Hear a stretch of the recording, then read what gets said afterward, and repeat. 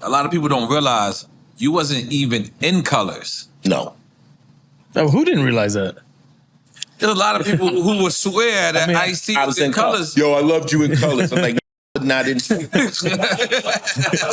I mean, he was technically with the music and the song was so big. You want to hear the Colors story? Hell yeah, you want to hear the Colors story. Come on. Colors story is like this. I was already signed to Warner Brothers. I was early signed to Warner Brothers. It was a Warner Brothers movie. So they wanted to use a song I wrote. Oh, this is dope. I had the Thunder brought in for my interview to keep it gospel. So Warner Brothers had the movie. So they wanted to use Squeeze the Trigger for the movie because it was like a hardcore record at the time to be in the gangbanger movie. So I knew that if someone wants to use your record in a movie, I told Nori this yesterday, you can ask to see the movie. If you're an artist out there and they say they want to put your movie in, your song in any movie, you can, as a publisher, say, I need to see the movie. I don't know if I want my record involved in this particular movie or where they're going to place it in the movie. You know, they might want to place it in some bullshit. You like, nah, that ain't cool. Right. I wanted the money. I wasn't going to turn it down, but I played the card. I need to see the movie, right? So we went to see Colors. Private screening. Right. It was fake to me because the Mexicans don't fight the blacks in L.A. If that ever happened, it would be the apocalypse. Second thing, that scene where they play Colors, where the Crips and the Bloods meet in the county jail. It can't happen. Right. By the time you get to that point, you in the jumpsuits. Right. And the Bloods and Crips never come connected because the Crips is like in 3800. They're different modules they put them in. So that was fake. You know, they had on the colors, they banging on it. Right. That was movie shit. So I got past that. I said, well, who did this? Who did the title song? And they said Rick James. Right. Because that's still on the soundtrack, the Rick James. Yeah. Hunt down the Colors soundtrack, go to the last song on the B-side, and it's a song by Rick James called Everywhere I Go. Colors. Look at all these colors. You know, Rick James, come on, man. So I was like, Rick James, you but this is not your area. So that expertise. So now I'm riding home with Africa Islam. We saw it, and I said, man, we gonna make a title song. We literally went right from the screen into the studio. Mm-hmm. Now, at the time, I was vibing off of King's Son. King's Son has a song called Mythological. And Mythological, it opens, says, when I get ill, it's a reason, because it's duck season, hunter of the frontier. Here I come. I am a nightmare walking, psychopath talking, king of my jungle, just a gang. Now, so I'm rocking that cadence of King's Son shit. And then we just put the record together. And so I turn it in and they flip. Oh, this is incredible. It's incredible. And I got an MTV award for it. Wow. That record's not on any Ice-T albums, and it went platinum, triple platinum, some bullshit. But it's one of most of my big hits were soundtracks. When I did New Jack City. Yeah, that's an incredible record. When I did New Jack City, I wanted to do the song for that. But I'm like, Nino's, what is it, Nino theme? I called it Nino's theme. Right, okay. So I was like, I can't really do Scotty's song because he's police. Right. So I'll do Nino's theme. So George Jackson, rest in peace, was the producer. Come on, Ice-T, you know, we'll get somebody else. He wanted you to rhyme from the perspective of the cop? He just didn't know what I could do. Okay. He thought he had to go out and get somebody else to do some gangster shit, like more Nino. And so I did put that shit down. Hustler, word. I pulled the trigger long, gripped my teeth, sprayed every gone. Got the block, sewn arm at dope spots. Last thing I sweat's a sucker punk cop. He was like, yo, this shit is hard.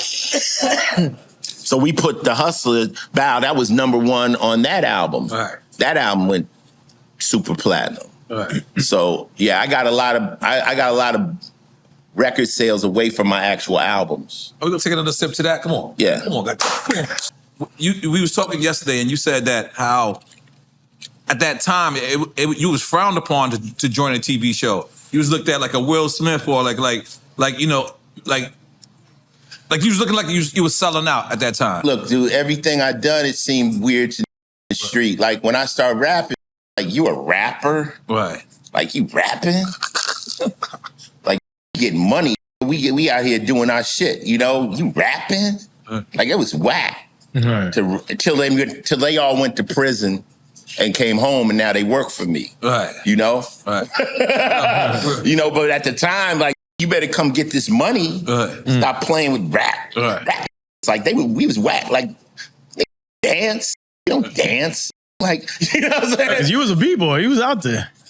But I liked it. See, I got hit by the hip hop bug. I wanted to be a DJ, a B-boy, all that. But my street cats, that was not happy because there was no money in it. Right. If ain't no money in it, they like, why are you doing it? Waste time. Right. So I would hustle on the week, and on the weekends I would go to the club and play rapper.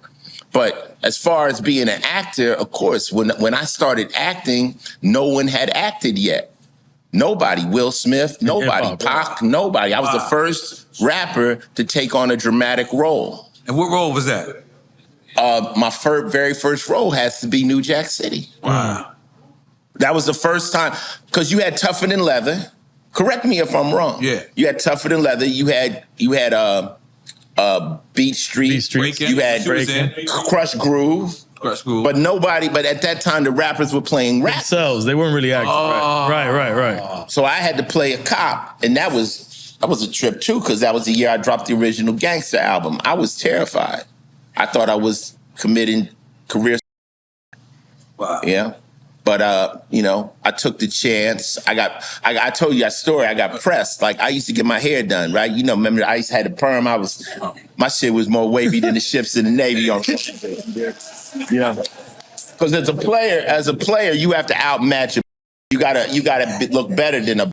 That's part of being a player. Right. You gotta have your nails done better. You gotta dress better. Your hair gotta grow longer. You have to outmatch him. Like you in that weave. You know that ain't your nails, so you gonna bow down to this pimpin'. You understand what I'm saying? Right. So that's where I was. Psychological. It's totally logical because they have to understand it. Right. They understand it. You know that I'm flyer than you. Right. Let's get that straight out the top. Right. So I was in my place getting my hair done. I used to get my hair done twice a week, and I said I got a chance to be in a movie, and the girl Pearl who did my hair was like, and you ain't gonna take it? Because I didn't want to play the police. I was questioning. She said, all you is running around here doing all this crime shit, and you talking about no opportunities, and this is the opportunity. If you do not take it, you a real life sucker. And this is a woman calling me a sucker. She's like, you a real life sucker. This is your chance. Do it. You gonna keep it 100 forever because I know how you cut, but don't let this up, you know. But and then I that was first one. Then I talked to one of my real G's, Nelsie, rest in peace. He's like, why you worry about playing police? No, you ain't no mother police. Why you worried about that shit? You got to get that paper. And then I would I talk to my other homies. I say, yo, man, they want me to be in a movie, play the police. They be like, word? Could I be in the movie? Call people in jail. Yo, they want me to, I know you in the bowels of the devil. I know you stuck. I want to pay the police. Word?